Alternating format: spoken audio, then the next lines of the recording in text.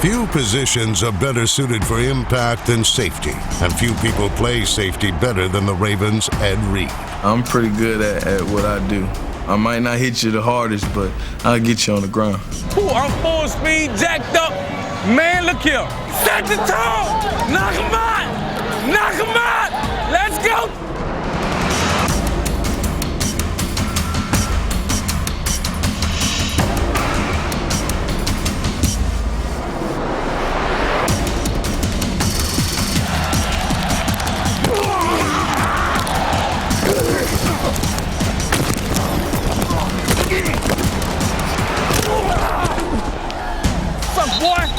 I remember that play. I just saw the guy coming back. I was like, oh, this is it. This is that one hit. I'm sorry for him right now.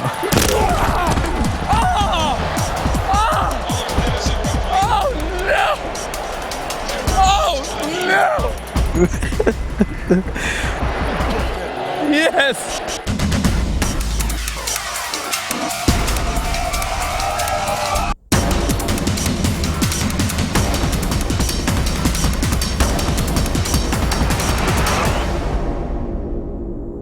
Best safety in the NFL, man, right here. For 14 years, John Lynch has been a safety and warrior for the Broncos and Buccaneers. You do feel like a warrior. That's the thing I love about the opportunity to play in this league. Come on! Let's go! Knock him out! Let's go! Let's go. Hey, let's see what we're made of. Let's see what we're made of right here. You go hit them like you never hit someone. Let's go. You can't ever have fear on the field. You've always got to have that little bit of a feeling of immortality that you're going after it.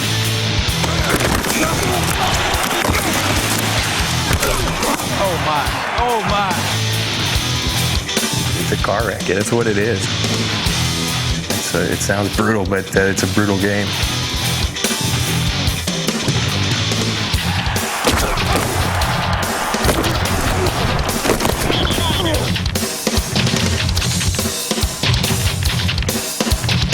Tell you what, they're the best hits. It's like hitting a home run. You hit a home run right on that sweet spot. You don't feel it. It just feels so pure. And the same way with hitting. When you really get a good one, you don't feel anything. It's a rush. You get it through your body. There's nothing better than that in football.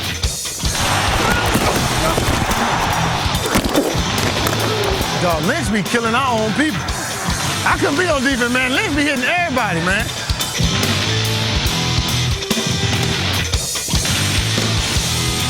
Yeah, we call that friendly fire, though.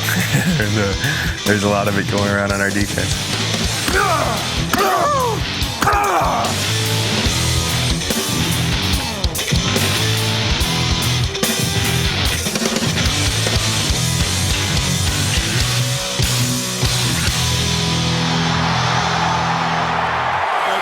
What's up, baby? Here we go. Hey. It's party time, baby! It's party time! It's party time! It's party time! When you talk about big hitting safeties, the Eagles' Brian Dawkins always emerges. He gets on that field, he turns into an animal. He just goes crazy. His biceps are bulging. He looks like Hercules out there, and it's just amazing to watch him. Can you feel what's about to happen on this field, man? Can you feel what we about to get into, dog? We gonna dominate this thing. Respect is not given, it is earned, God dog. DB Love, and give me a slide on 3. 1, 2, 3, DB Love!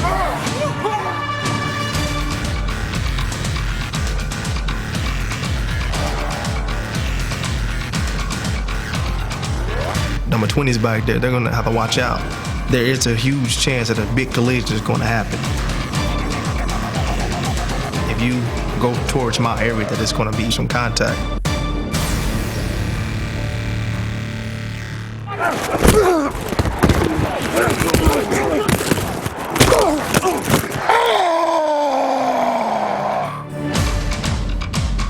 He put that thing right on the money, baby. When it comes to hits, sometimes you get big hit after big hit after big hit.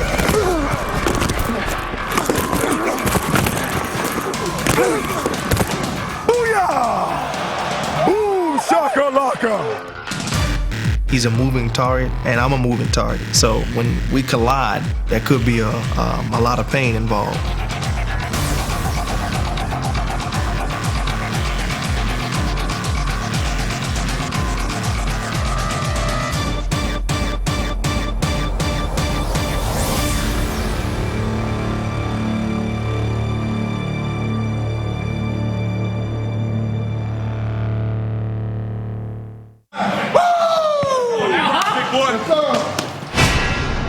Few players relish the moment of impact more than Patriot safety and former Charger, Rodney Harrison.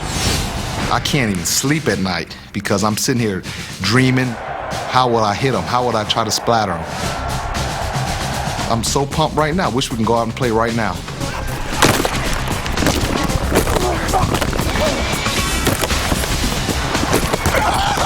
Yeah! Woo! That's the way we hit.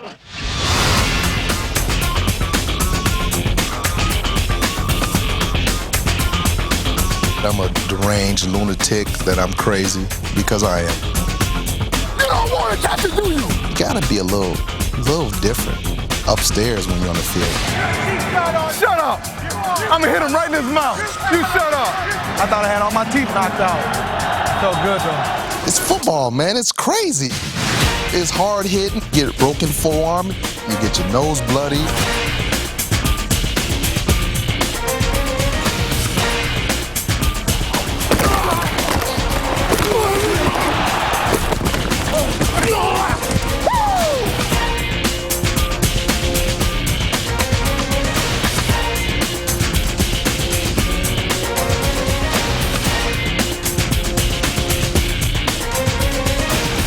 Feels wonderful. I love it. Spit everywhere and the mouthpiece flying. Yeah! That's just part of football. I love it. Big dogs are in the house!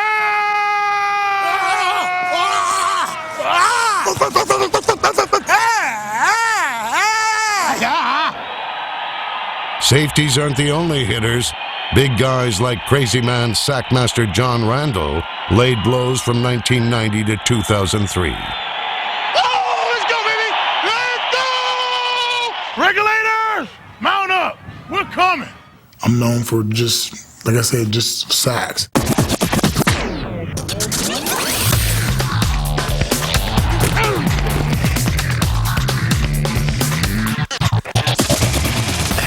love it. It's a passion. It's even better than sex. So you gotta love it, baby.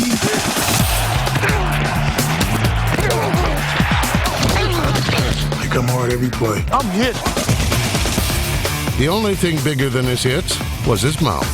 I'm probably one of the guys who've brought out the trash talking. You can't handle me, boy. Come on, Armadillo. Let's get it on, baby. J.J. Stokes. You cutting the J.J. Walker? Coming. We're coming. Knight Rider!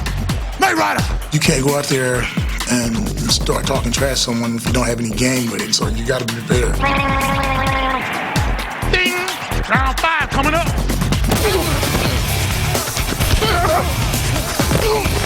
That's gonna leave a mark.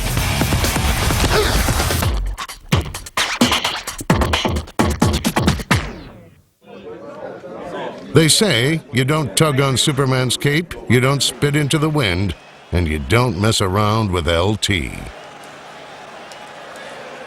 Boy, I love to hit. I mean, I didn't.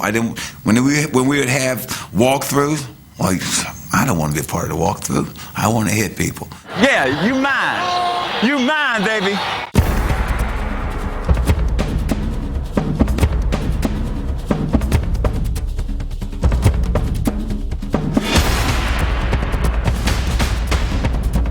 Contact was always the most important thing to me.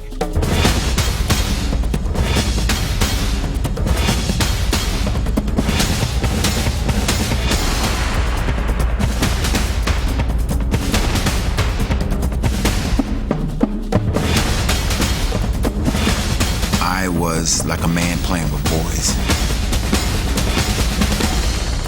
Hey, we're a bunch of bad summer play some ball.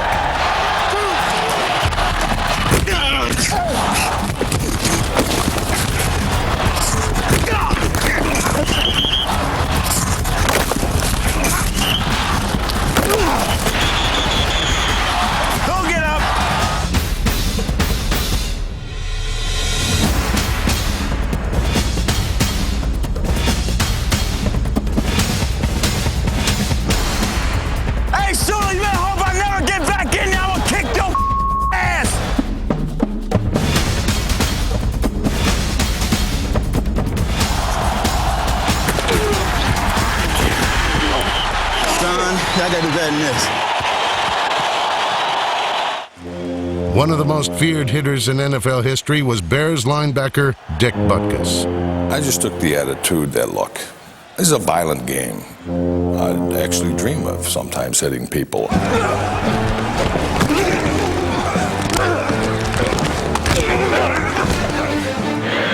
Stack power. 44 to 56, stack power. Let's go, come on. It's left.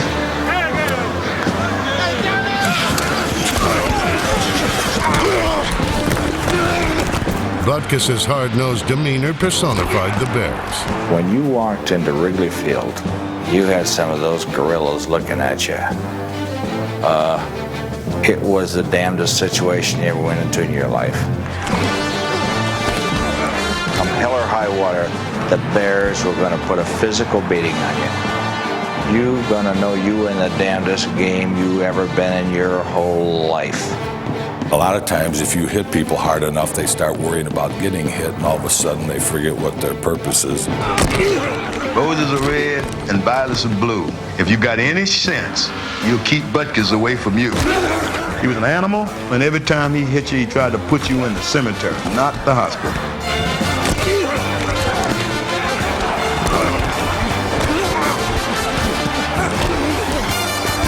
Butkus was not only one of the league's most devastating players, he was considered one of the dirtiest, on and off the field.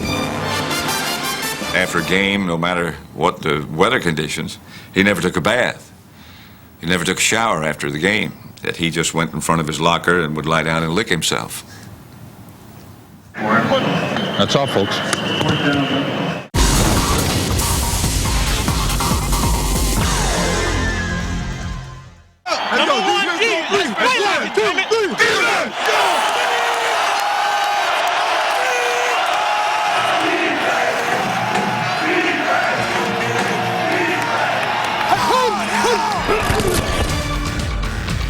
Over the years, the NFL has seen many great defenses, like the early 90s Eagles, the Vikings' Purple Gang,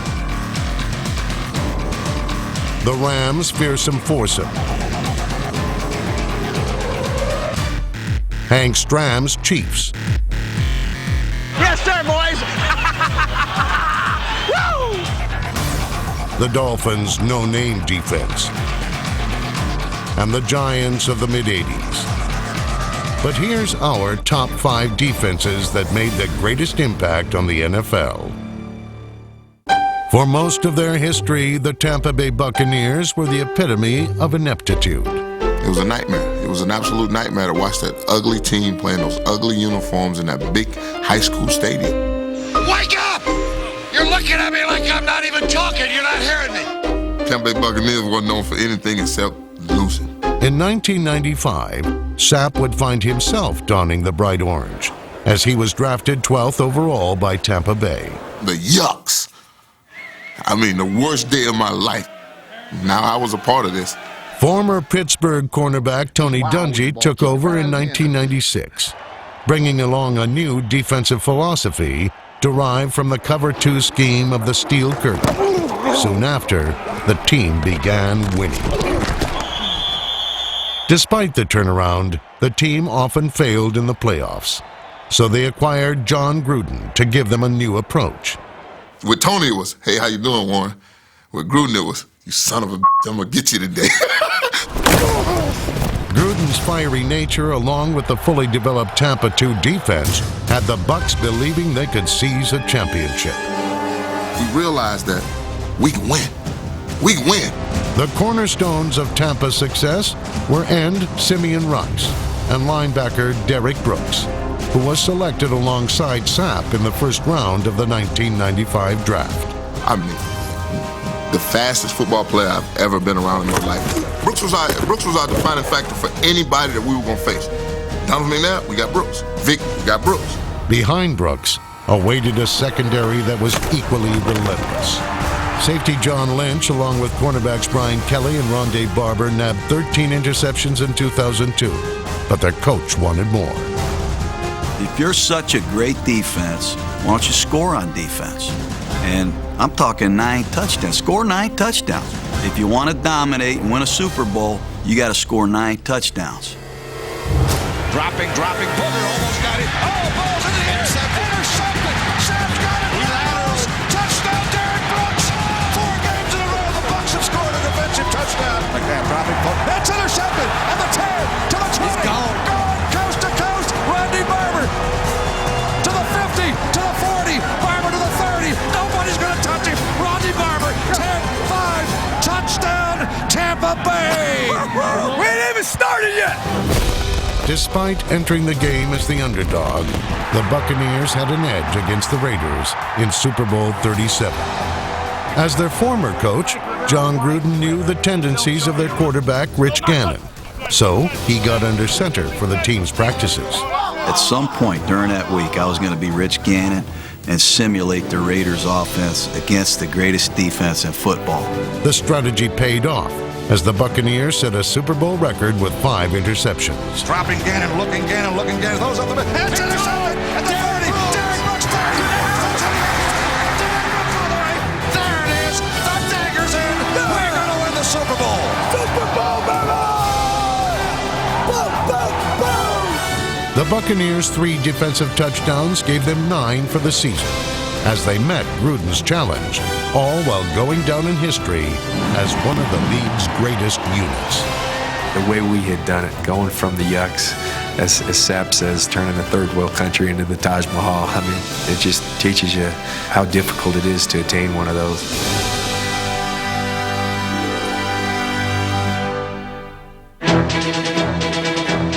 During the mid-'80s, the monsters of the Midway returned to Soldier Field as a pulverizing pack of players wreaking havoc under their gritty head coach and former Bear, Mike Ditka.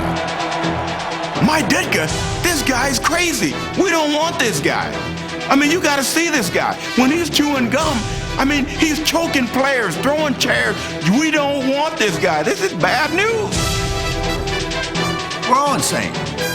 Players are insane, I'm insane. You know, they knew that. Though Ditka was completely sensible in retaining the team's longtime defensive coordinator, Buddy Ryan, and his revolutionary defensive scheme. The 46 defense, to make it very plain and to the point, is all about pressure. It is all about pressure. We're going to come at you, and we're going to hit your quarterback until you get another one in. Trying to lose the horses now. Better get another quarterback than that. We're coming. It was a nightmare, I know, for the quarterback. First of all, you have Otis and Wilbur next to each other that the quarterback's looking out of his eye. Then you got Dent on the other side. Then you got Hampton in front of you, and then the fridge, and then Steve McMichael. That's not very good. Arguably the greatest of all time, the '85 Bears defense forced 54 turnovers, while holding opponents to a record-low 198 points over a 16-game season. The following year, they broke that mark, surrendering only 187 points with their attacking style of play. But we're going to keep coming, and we're going to keep you guessing, and we're going to keep you thinking. We're not ducking and dodging. We're going to have fun because the 46 defense was as physical and as nasty as you want to get. I was a coach, but I was a fan. I mean, I watched, and I marveled just like the people in the bleachers. It's beautiful to watch. I enjoyed every minute of it. I tell you, when they got on a roll like that, it was like a work of art. As that season went on, it became relentless. It was everybody did it. You know, it was Mingo, it was Richard, it was Otis, it was Marshall. Marshall was, man, was he. I can still see the lick he put on Joe Ferguson up in Detroit. I'd never seen like it. I thought he killed him.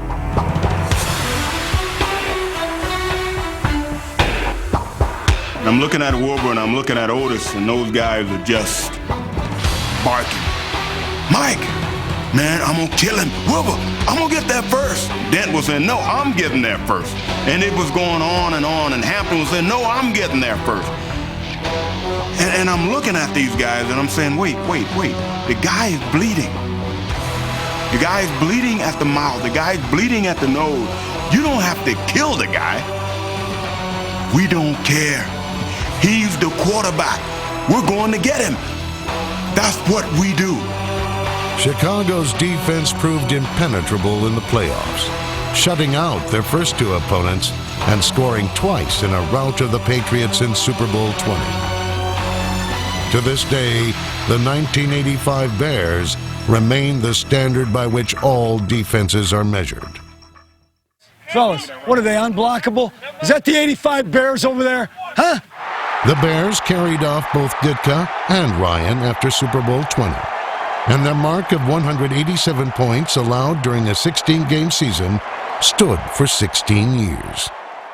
At the turn of the century, Ray Lewis and the Ravens shattered the record. Defense wins championships. Defense! But what we're trying to do and where we're trying to go, we dominate today. One of the fastest and most dominant defenses of the past decade, Baltimore set a new standard for intensity and aggression. We were always pissed off. Always pissed off. You can't hurt this. I'm a machine, jerk. So we played with a chip on our shoulders. Let's go. I went into a gladiator mentality. I went into a gladiator mode.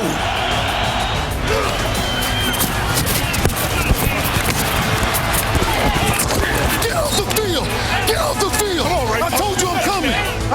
The Ravens allowed only 165 points during the 2000 season, as opponents searching for daylight were met with a blackout. We was in grudge matches. It was pure dominance. We're trying to be the greatest of all time, bottom line. And if that's what they put before us, let's go get it. We scored a touchdown first, game over. And it repeated. And that was the trend. If we got up on anybody, 3 points, 7 points, game over. I had a tough time believing that we could be successful and not have a higher level of explosiveness or productivity on the offensive side of the ball. Write a book called How to Win Ugly in the NFL. But as we progressed through the season and we saw that not only were we a dominant defense, but we were quite possibly the best defense in the history of the game. We can win a championship this way. That season ended with one of the best defensive performances in Super Bowl history, as Baltimore forced 5 turnovers while not allowing any offensive points to become only the 3rd wild card team crowned world champions. Dallas's doomsday defenses of the 1970s provided a decade of dominance. It began with Coach Tom Landry's creation, the flex defense, designed to bend but not break. Well, the flex defense was an innovation. They might drive the ball 50 yards on us, but they weren't going to get in the end zone. If they scored, they were going to have to crawl over somebody's dead body. Otherwise, they don't get in there. The original doomsday defensive line was anchored by Mr. Cowboy, Hall of Fame tackle Bob Lilly. Number 75 Jethro Pugh and number 63 Larry Cole also made an impact for the doomsday front. I never saw Larry play a bad game, and I don't think I ever saw Jethro play a bad game. Hall of Fame defensive back Mel Renfro was named to 10 straight Pro Bowls and is the Cowboys' all-time leader in interceptions.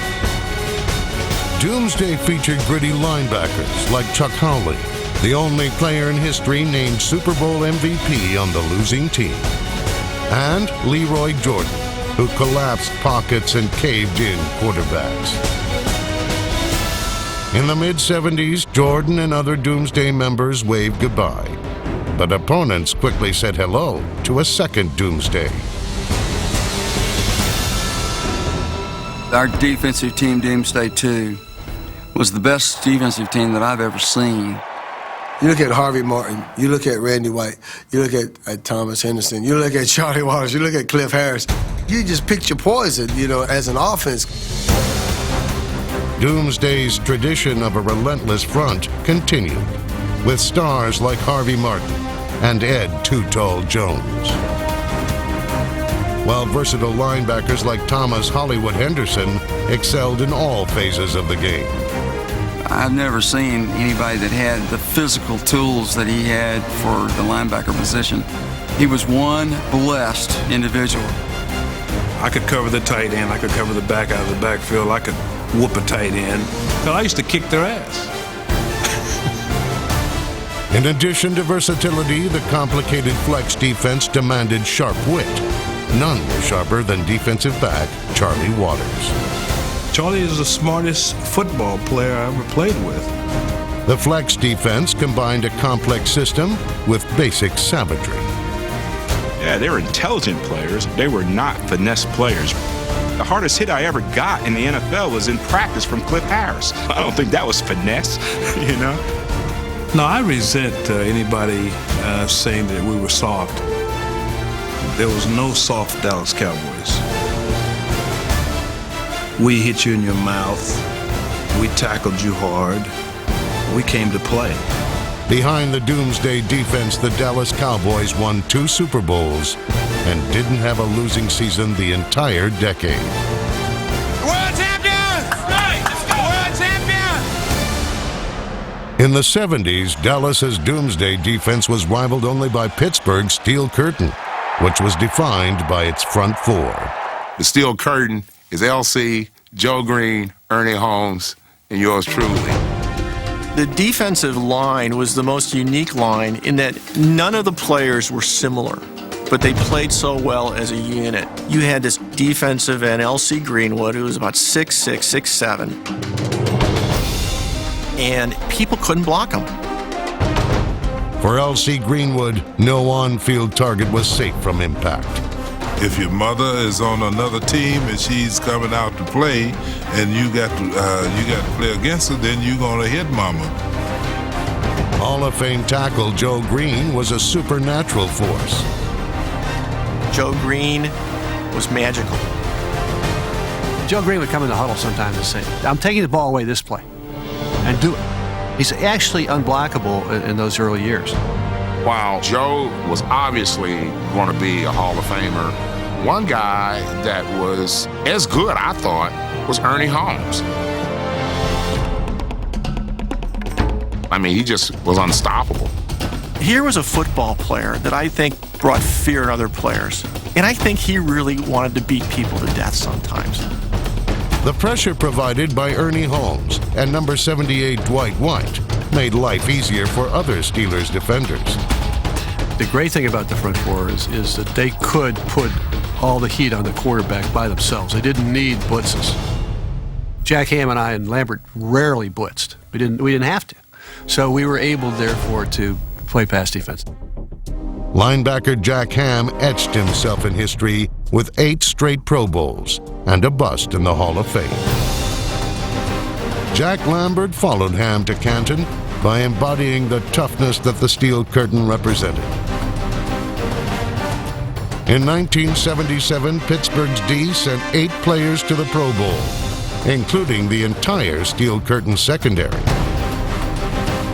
Hall of Fame cornerback Mel Blount anchored the unit with unparalleled toughness. Football's a physical game, and so one of the things that I always wanted to do was let people know that this is my territory. If you come in here, you're going to have to pay.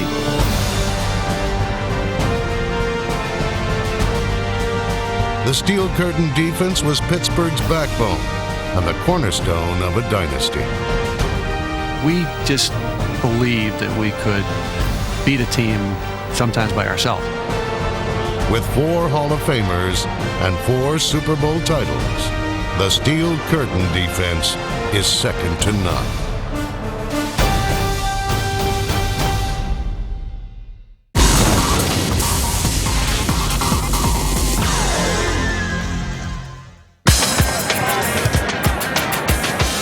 In the NFL, blood is thicker than water. Few know this better than Raiders defensive coordinator Rob Ryan, who faced twin brother Rex Ryan, the Ravens defensive coordinator, for the first time in the NFL early in the 2006 season. Goes on, doesn't it? Defense, baby. What I'm talking about, little D. Yeah, my best friend's always been my twin brother. Ravens obviously have one of the best defenses in football, and we're going to be good. We're going to be there. It was good, you know, when Shane Leichter trying to hit him with a punt. You got him moving. You got a moving target, Shane. I got to give my brother credit, though. Sending the punter out after him. That was pretty good. We were disappointed. We thought it bounced off his head, but it didn't. I just said, hit the guy that looks like Barney. Wow. No, they're coming after you. Oh, wow. Hey, dude, I'm slimming up. Sorry. You are. How's your dad doing? Good. He's doing good. He never came for the game, which is a little surprising, but I guess he's staying and, going to watch it in Kentucky. Sure. Well, I know he's enjoying watching his sons work. Oh, yeah. It's going to be all day of just kicking ass. Their father, Buddy Ryan, knows all about kicking butt. His defense helped the Jets win Super Bowl III, and he was defensive coordinator of the Vikings' Purple People Eaters in their glory years. But he became a legend with the Chicago Bears. Come on, 58, get on that tight end. Damn, go get him! His famed 46 defense led the Bears to a Super Bowl win, and eventually to a head coaching job with the Cardinals, where he hired his two sons as assistants. All we heard about was the nepotism and all that stuff. That was the only reason we were there. That's true. That was the only reason we were there. All we did was go out and have the best defense in the NFC that first year, and they couldn't say anything about it.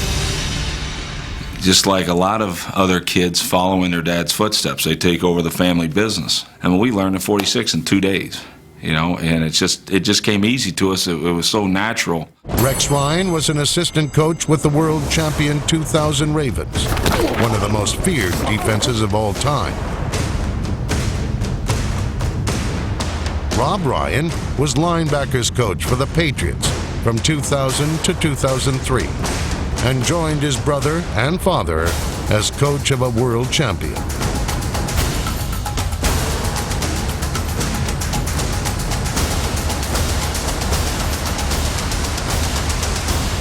Family affair here in Baltimore today. There's Rob right there.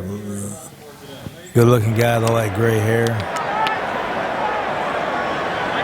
No, we're going thief, guys. We're going thief.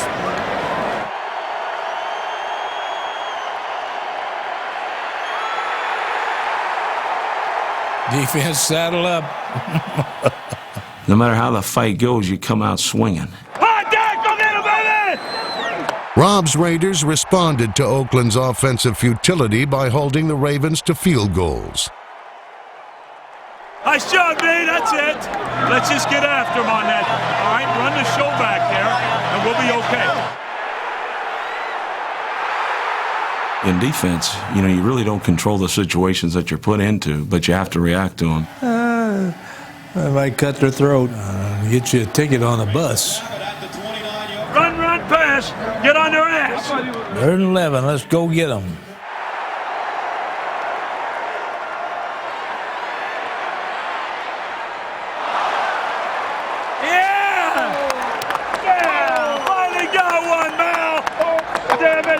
McNair to throw on first down. Over the middle. He's intercepted at the 30-yard line. You guys are whipping their ass. You just keep pouring it on. Good things will happen. Keep pouring it on them. Good thing.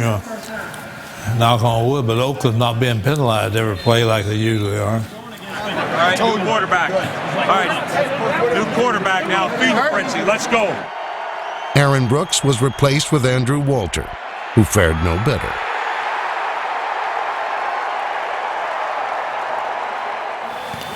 Well, that's an improvement. Buddy had more than just defense on his mind. Walter will throw. Out pattern. It has caught Randy Moss. I got Moss on my fantasy football league team. But I didn't have him hot this week because he's playing against Rex.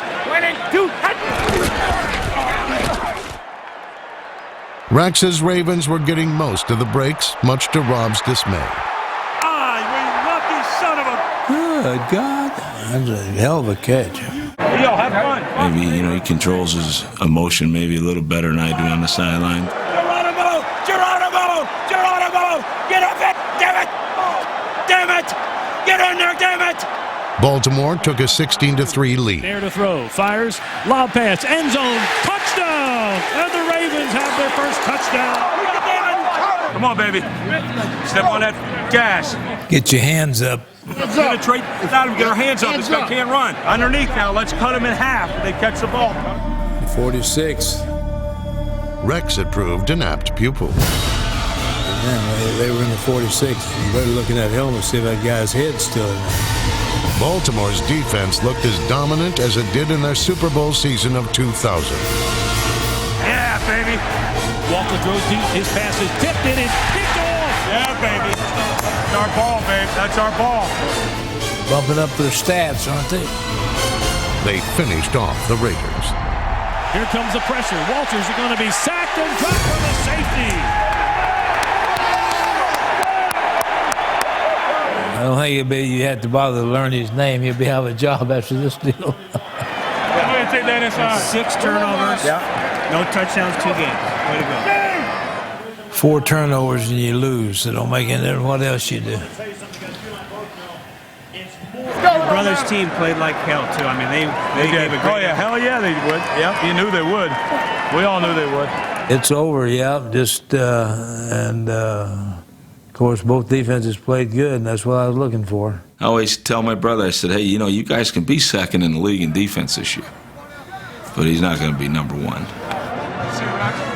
I got to buy the beers this year. Common denominator is there's 6 times that Ryan's been in the Super Bowl, so it's a pretty good thing. I know he's going to accomplish great things there with the Ravens, just like we will here at the Raiders.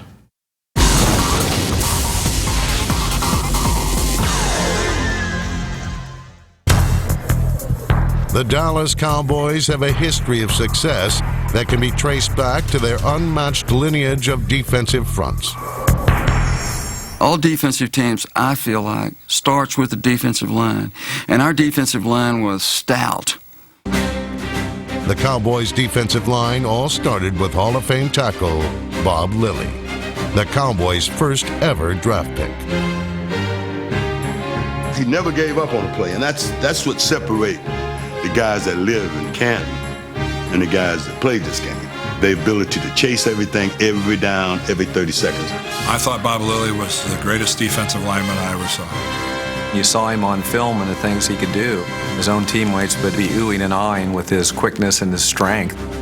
He was something special. I mean, he was the very best defensive lineman in the National Football League. In addition to Lilly, Jethro Pugh proved equally effective against the pass and run. A rebirth of Doomsday furthered the Cowboys' legacy of picture-perfect fronts and proved even more fierce than its predecessor. I was a front forward that I really wouldn't want to have to go up against. Defensive end Ed Too Tall Jones was the money man, taking down quarterbacks like silver dollar pancakes. He dominated. Big Ed Jones was the one that, in my opinion, made it all work. He was the focal point. If he wasn't doing his job, all those guys have been struggling. Opposite Jones was Harvey Martin, the Cowboys' all-time leading sacker. Harvey had a great speed rush from the outside, so he put fear in the heart of the tackles. Harvey Martin flying around that corner and getting around tackles, I've really never seen anybody do it as good as he did. You could count on Harvey Martin getting a sack or two in critical times in a football game. He was a bright star. He wanted his star to shine all the time. Harvey knew the value of a big play because Harvey liked that spotlight on him. Martin shared the spotlight with tackle Randy White when both were selected as co-MVPs of Super Bowl 12. Randy White was the best, he was the best of the best of the best. On game day, this person turned into a monster. I mean, he was ferocious on game day. He's one of those guys, if you had to pick somebody to go down the dark alley with, he'd be probably the first guy I would say, yeah, let's get it on. And he scared me. I've never been afraid of anything. And Randy White scared me. He wasn't called the master for nothing, half man, half monster.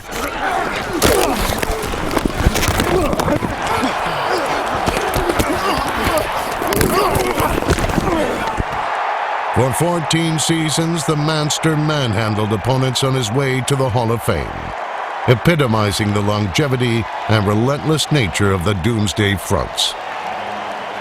Harvey Martin, Randy White, and Ed Jones, that was the reason why I made All-Pro. The Cowboys' legacy of great defensive lines continued during Dallas's dynasty days of the 1990s. Out of the shotgun, Cunningham chased, pulled down, and sacked by Jeffcoat. Few defensive ends were more feared than Charles Haley. I've never seen a warrior more fierce than Charles Haley. And he had one mission. Pass rush.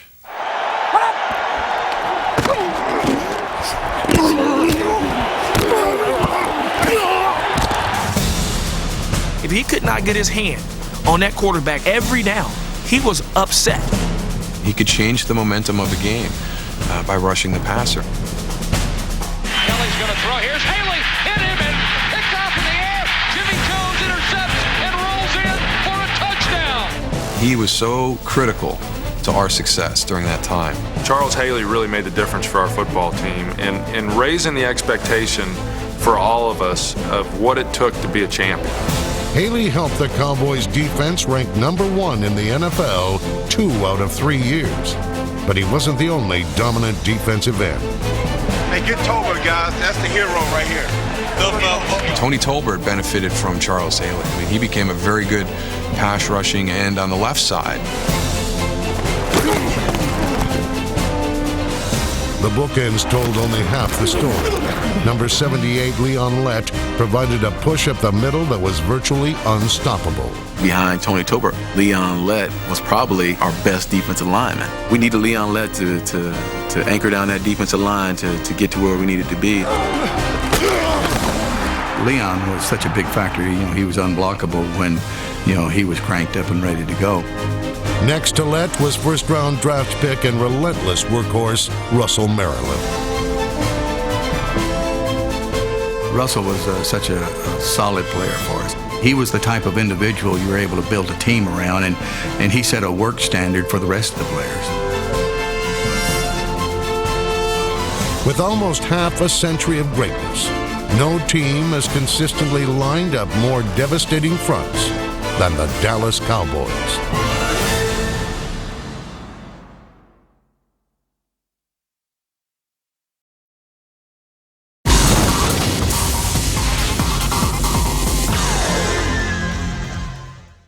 The Steel City toughness of Pittsburgh has forged many of the NFL's finest linebackers. Bill Saul was one of the fiercest, and was also the first player ever wired for sound by NFL Films. They actually put the mic right in the middle of my shoulder pads. I was never known as Mr. Nice Guy. Not one of those guys. Mitchell, Taylor, or Smith like to get hit. They stick them every chance you get. Keep it up. Stick them mothers. Stick it down their ear. So I'm sure there were a few beeps. Hit the cannon, boy. Oh, he's trying to go outside for sake. 24 is a little. Let's wrap him. Thank you. We're not allowed, boys. We're not allowed. Don't bug me. Everyone that watches that film thinks that kid was asking me for an autograph. Well, that is not the case at all. He was asking for a piece of equipment, and we weren't allowed, of course, to give anything like that. Interference! Oh, you asshole! Tough talk and terrific tackles continued in the 70s, with linebackers Jack Lambert, Jack Ham, and Andy Russell. Andy was the oldest. Andy had played about 100 years in the National Football League by the time I got there. He was probably the most cerebral of the three. Russell, number 34, and Jack Ham, number 59, patrolled the outside. Jack was probably the most complete linebacker I've ever seen in my life. I'm not one to have many pictures hanging around in my office, but I do have a picture of the three of us. They were the first linebacking unit to all start in the Pro Bowl. Lambert, number 58, was the inside linebacker. Ace! Gotta cool your ass off.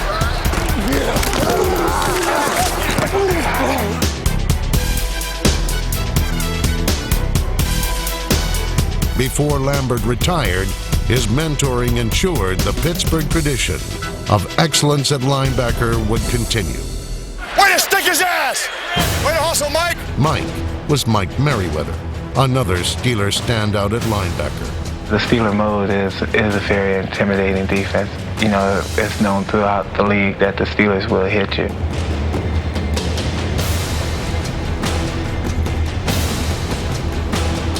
Merriweather was usually the lone bright spot at his position in the late 80s. But in the 90s, the tradition of excellence was personified by Greg Lloyd and Kevin Green, who were both Steel Town tough. Stevie Steeler, how you doing, man? You all right? Yeah, good. You looking ready to play? Come on, man! Come on! Let's crank it! I think they're behind the defense of the Steelers. I mean, they really love hard-nosed defenses here. The defense of the 90s included number 94, Chad Brown, and Levon Kirkland, number 99. But it was number 95, Greg Lloyd, who struck the most fear in opponents. What you can see in a guy like Greg is him building up for that initial war that he's getting ready to enter into, and he's not going to be denied. Lloyd's speed and tenacity made him a 5-time Pro Bowler.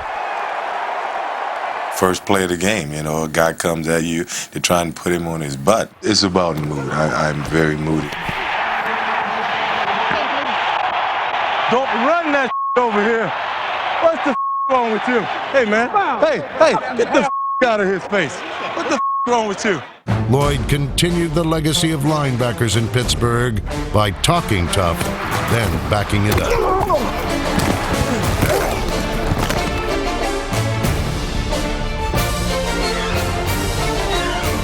The football field has always been where Lloyd unleashed his anger. Playing sports was an outlet for me, and the other kids would be out there running around goofy, no coordination whatsoever, but their parents were just all Johnny, and I'm thinking, I'm gonna knock this out of Johnny, he comes across here. And, you know, I was trying to kill those little kids. I don't put anybody above my law, and that is if I hit you, you're gonna fall. We gotta line up and play, win the damn game all day. If you don't want to play, you're in the wrong house today. Let's go to work. This can't beat us. And we ain't going to beat ourselves. That's the name of the game. Pittsburgh also had Kevin Green, one of the NFL's most prolific sackers at linebacker. They can't just prepare for Greg Lloyd. They got to prepare for Kevin Green also.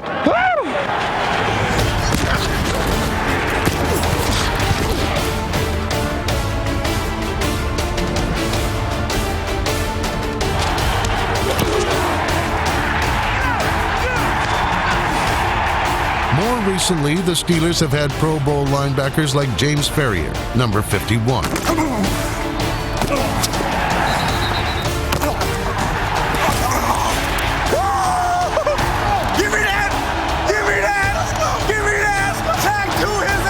Also, Joey Porter, number 55, perhaps the NFL's consummate linebacker. Just ask him. 6'3", 250, prototype linebacker. 4.5 speed, ability to rush, ability to cover, great open field tackler. Spark plug, what keeps everything going. This is what we're looking for in a linebacker.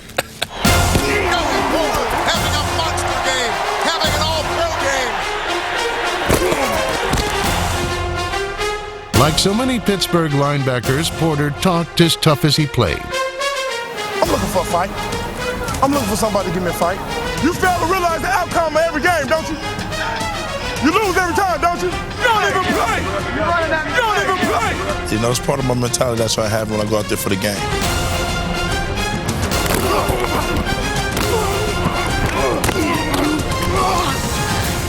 Porter is only the latest of the greatest. The Pittsburgh Steelers have the finest linebacking tradition in the NFL.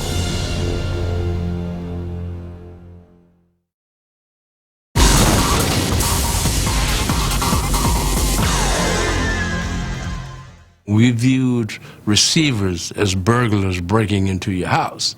So if you catch a burglar breaking into your house, he paid the consequences.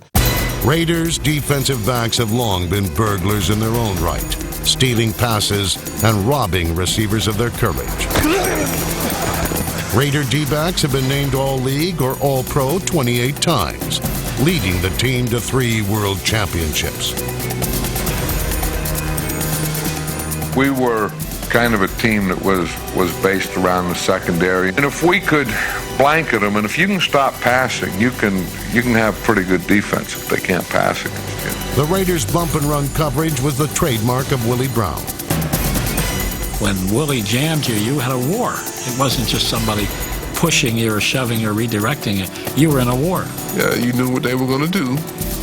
And it was one-on-one, man-on-man, and the best man was going to win the football game. With man-to-man coverage on the outside, the Raiders' safeties controlled the middle. When you played the Raiders, you knew there was a couple things you didn't do. You didn't run slants and you didn't run crossing patterns. And, that was just a given. So our corners really played hard to the outside. And things in the middle, George Jacobson and myself kind of, we took care of the middle of the field. Our philosophy was take no prisoners. A receiver coming into the secondary was going to get hit. He was going to get hit hard.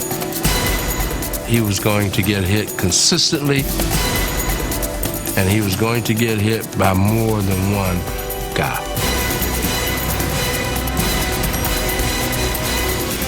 Number 32, Jack Tatum's hits were notorious.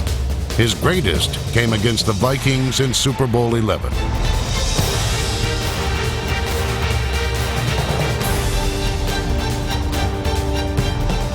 The hit on Sammy White was it was a pattern that they run. They'd run a deep post with Ahmad Rashad, and that was supposed to take me deep and take Willie Brown deep, and then they'd run Sammy White on a crossing paddle underneath behind the linebackers. I got a good jump on the ball and didn't get there in time to knock the ball down, but like I said, the first couple of steps you can almost know if you're going to get there in time. So I just decided that it was time for the big hit, and I was just going to run right through the receiver.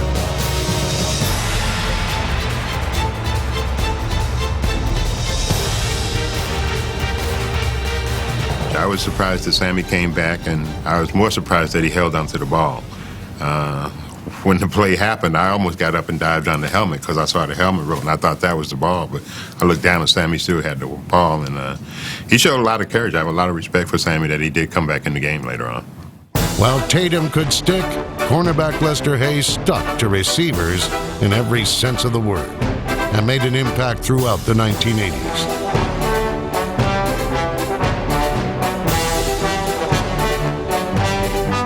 I can say this, okay? God blessed me as he has blessed no other defensive player. He could cover. He could do all of those things. And he really believed that he was the best at what he did. And he wanted you to come at him. I remember playing like in the old school back in 1965. And okay, like it was 40 on 40. And it was guys out there playing, and they had knives and they had pistols in their pockets. And the thought of fear or doubt, it was null and void in my mentality. Hayes, known as the Judge, was as tough as he was crafty, often having a secret weapon readily at hand. Stick 'em. Stick 'em is no longer allowed in the National Football League. If you touched him, you would just stick. That's how he got all those interceptions.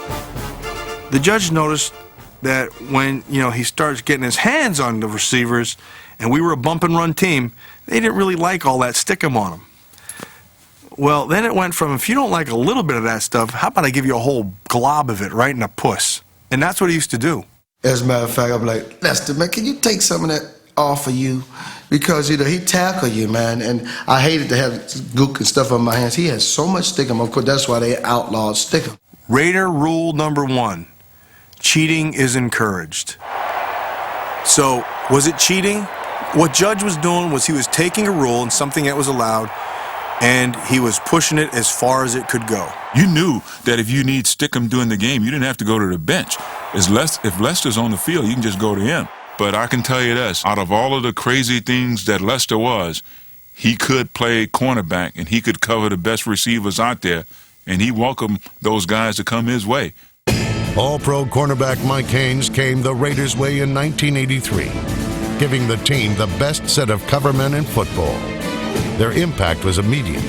Hayes and Haynes led the Raiders to victory in Super Bowl 18. I think it was the greatest steal of all time, really. You know, Mike Haynes, team with Lester Hayes, that was the combination that I think put us over the top as far as the secondary is concerned. Suddenly the law office of Haynes and Hayes was in service, and what a difference it made. Van McElroy once told me a story that they would get in the huddle and they'd call a cover 2 or a cover 3 where the free safety would help on his side of the field. And they would break the huddle and Haynes would turn to him and say, "Don't worry about it, I got it, do whatever you have to do." With 2 shutdown corners on the outside, safeties like Mike Davis and Van McElroy ruled the middle. The guys who came behind us, we wanted to make sure that they knew what we were about as far as this organization was concerned. You know, we wanted the Raiders secondary to always be good. In the 1990s, the Raiders secondary was patrolled by 5-time Pro Bowler Terry McDaniel and Hall of Famer Ronnie Lott. In the new millennium, cornerback Charles Woodson and safety Rod Woodson led the Raiders to an appearance in Super Bowl 37. The latest Raiders standout, cornerback Nnamdi Asomugha, exemplifies the Raiders' long tradition of size, speed, and physical force in the secondary.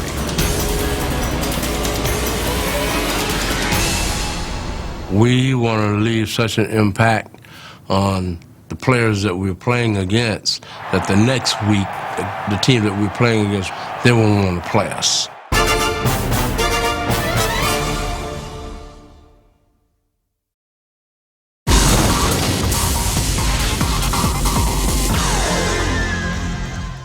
The defensive lineman is the guy who could tear the refrigerator apart with his teeth. Here we go! It's time to eat! We got buffet style! The offensive lineman is the guy who could tell you how to put it back together spring by spring. They ran a game and they're bringing that guy into the B gap, the Sammy Knight at 27 or whatever. An offensive lineman's job is to prevent impact, but they do get their shots in.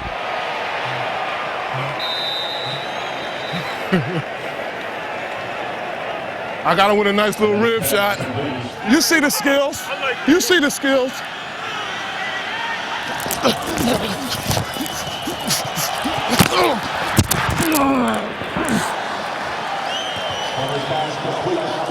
I got you. I got you. The Big Uglies dish out plenty of punishment, either leading the way on screens or in pass protection. In the 1970s, the 2 most offensive offenders were Gene Upshaw of the Raiders and Conrad Dobler of the Cardinals. Upshaw combined size and speed to pummel defensive backs on end sweeps. Yeah, it's sort of nice when you turn the corner and you look into that defensive back's face and he looks a little frightened because he's got 260 pounds running at him and you don't know which way to go. Dobler used a more basic approach.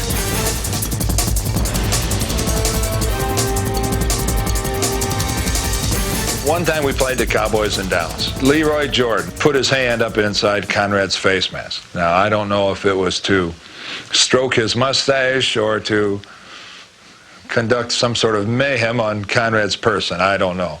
All I know is that on their way up Conrad's face, his little fingers made a pit stop around Conrad's mouth. Leroy started yelling like there was no tomorrow. I don't know if I ever really broke rules. I think that I was a master at playing in the gray area of every rule ever made. The current king of the gray area is the Titans' Kevin Mawae. There are a lot of things that go on in, I guess, the area that they call the pit. Can you describe some of the dirty stuff that goes on down there? Where do you want to start? We're 20! Holding, sticking fingers in the face mask, underneath the pile, you're pulling on guys' fingers, you know, whatever you can do to get the advantage.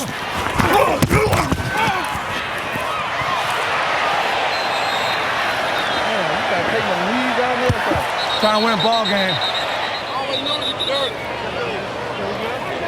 You'd rather me be on your team than not be on it. I ain't 30, that's ball playing, Brian. 36. Slow your ass down next time you come inside. He's been called dirty, but the former Jet is most effective on clean sweeps. Come on,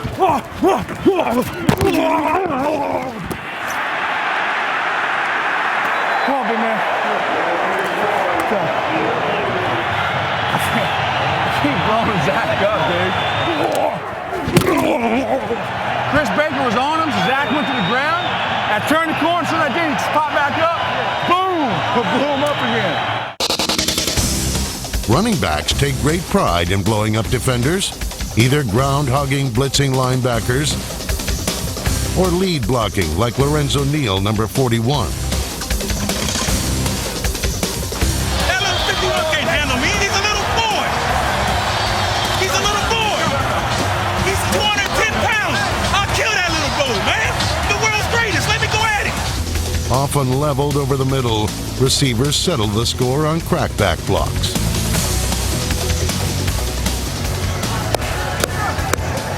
I'm ready to smash somebody. Somebody child gonna feel it. Number 81, Anquan Bolden, is a prototype wide receiver. He's big enough to block and strong enough to dish out punishment after the catch.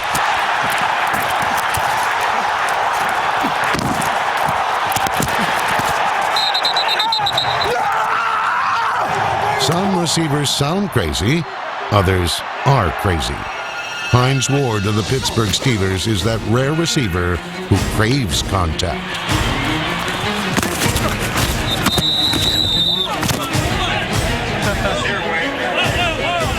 He plays receiver like he's a linebacker. And you see him running 50 yards across the field just to get a block, and a big block at that.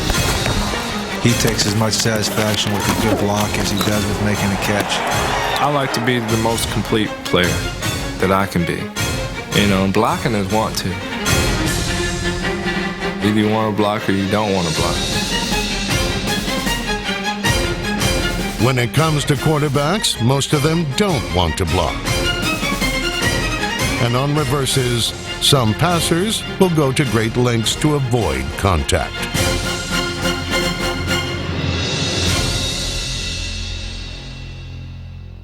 All quarterbacks automatically are placed into the pretty boy category, you know. Don't really get dirty, don't get hit a lot. Well, you see a quarterback throwing a block like a real block, not one where you just kind of fall down and try to be a speed bump, one where you try to be the hammer. It kind of puts him in a different category. It's Jay Fiedler, and he knocks Tony Brackens on his ass. When I see a quarterback throw a block, it shows me some heart. It shows me that he doesn't mind getting dirty, and he'll sacrifice his body for the team when he has to. Yes, sir, baby. Who threw that block? Flutie. Flutie threw that block. When I had a chance to throw a block, I would relish the moment. Become the aggressor. Don't go bump somebody and think that you're just going to get in their way. You're sort of looking for maybe not the closest guy, but probably the smallest guy. And with a little bit of luck, they'll trip over you and make it look like you threw a good block. Your mind is smart enough to say, not the 270 pounders, not the 260s. Stay in the 200 to 180 range and you'll be all right. Comes back the other way. Oh, Lord. Great play by Joe. It's going to be a touchdown, Washington Redskins. Let's go explode, 0 weak, Z short, fake counter 36, Z reverse left. Ready? I remember Tommy Maddox. I had a couple reverses, and he was my lead blocker. And I'm laughing behind him as I'm running the ball. And if you ask Tommy, you can hear I'm laughing. And he threw a great block. I mean, he crushed the guy, knocked him down to the ground, and the first thing I do is I come back and I congratulate him. Almost got you around there, damn it. You see, it's not very funny when your receiver's laughing at you as you're trying to block for him. Actually, their attempts at blocking are more pathetic than funny. You'd You'd think after being knocked down all day, quarterbacks would love to get their shot. But most of the time, all they can manage is a wimpy whiff.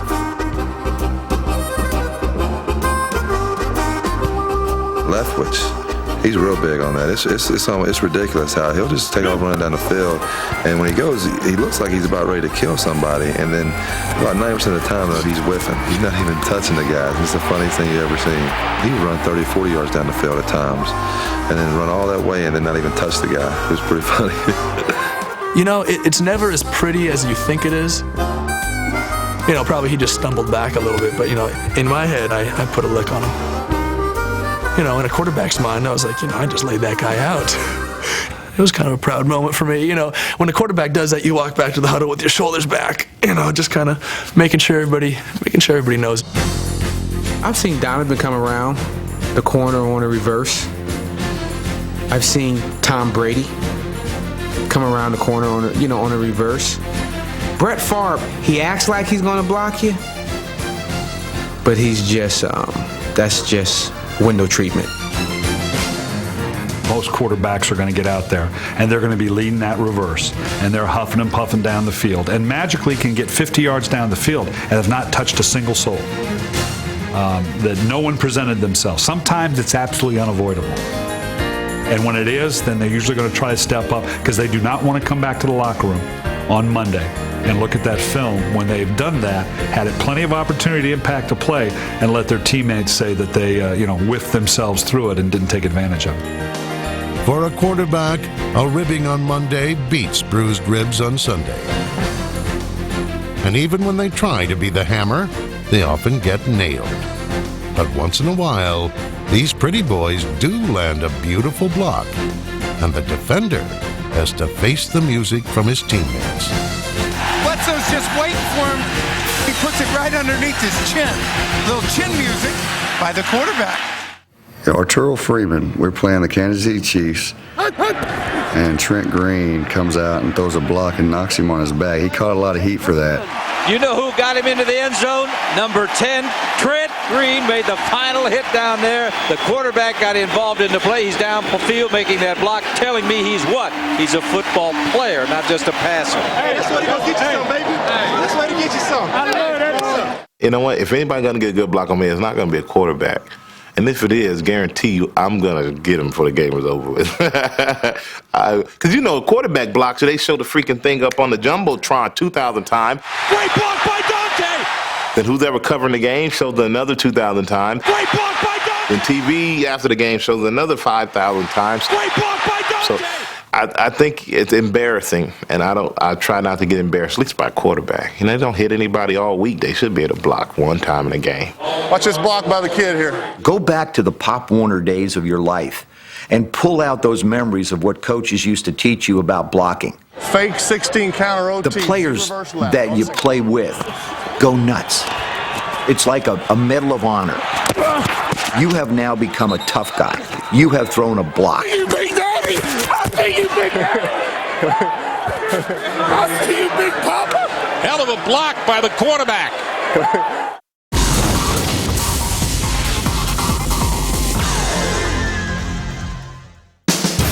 Typically, special teams units consist of players trying to make the team by making an impact. Primarily third and fourth stringers, special teams players will risk life and limb to catch the coach's eye. I think it takes a certain abnormality that is not prevalent in society. It's not normal to run 60, 70 yards full speed and hurl yourself into another human being.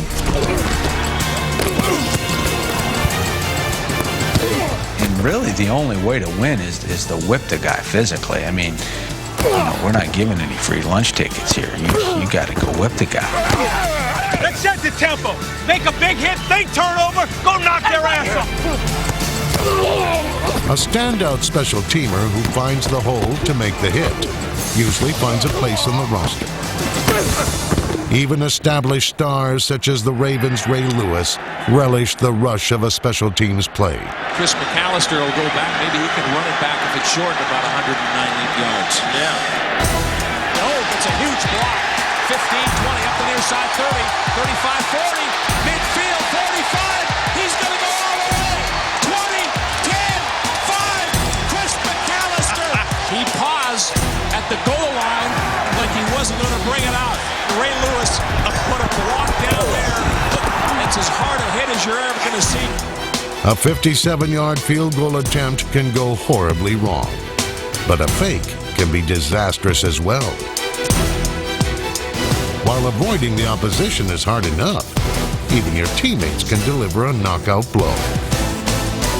Players who manage to get it right can have prolific NFL careers, such as the Bills' Mark Pike, number 94, the Ravens' Benny Thompson, and the Cowboys' Bill Bates.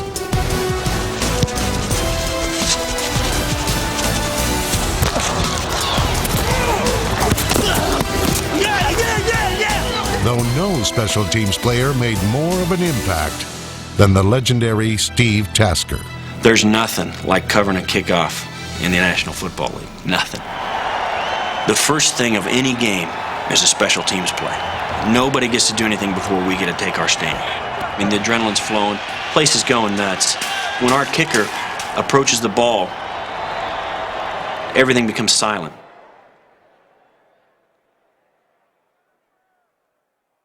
You can run 60 yards in front of 80,000 people and not hear a thing. Are you scared? No, you're not scared. You're invincible. Are you kidding me? You could take on an entire army yourself at that point. Tasker blocked on kickoffs, punts, and any place else he could lay a hit. I don't care who they send after me. I'll take anybody on the football field. How big are you? I'm 5'9", and today I weighed 184 pounds. You talk to an offensive line, they get hit every play. But it's from a distance of about that far, you know. Special teams are car wrecks.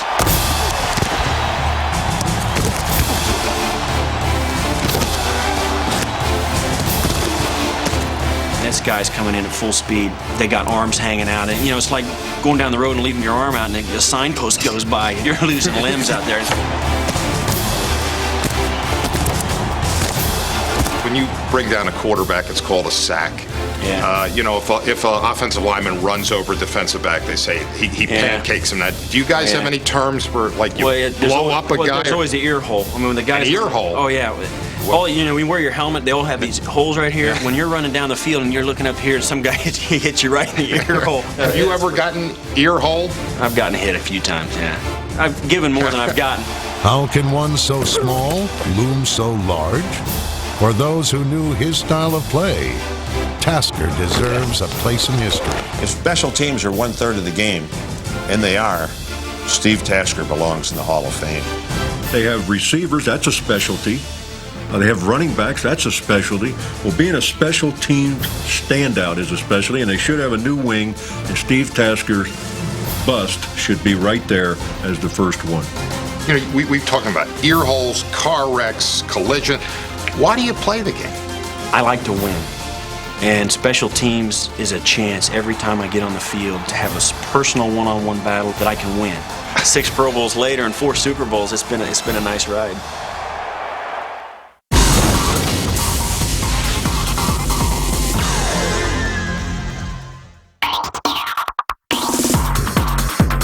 The moment of impact can come from a cohesive unit that has achieved greatness. Dropping Gannon, looking Gannon, goes up the middle. Heads to the side, at the 30, Derek Brooks 30, still 25 points. Derek Brooks all the way. There it is, the dagger's in. We're going to win the Super Bowl. Super Bowl, baby! Regulators, mount up. We're coming. It can come from an individual wreaking havoc.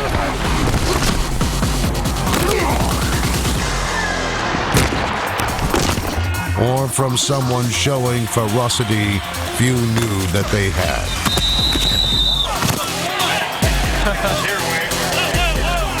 The moment of impact is about changing the course of a game, or even an entire season.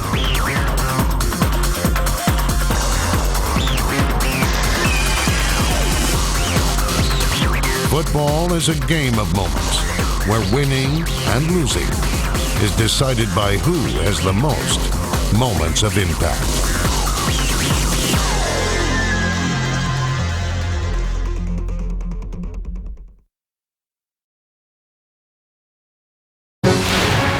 This NFL Films production has been brought to you by NFL Network. Watch the National Football League 24 hours a day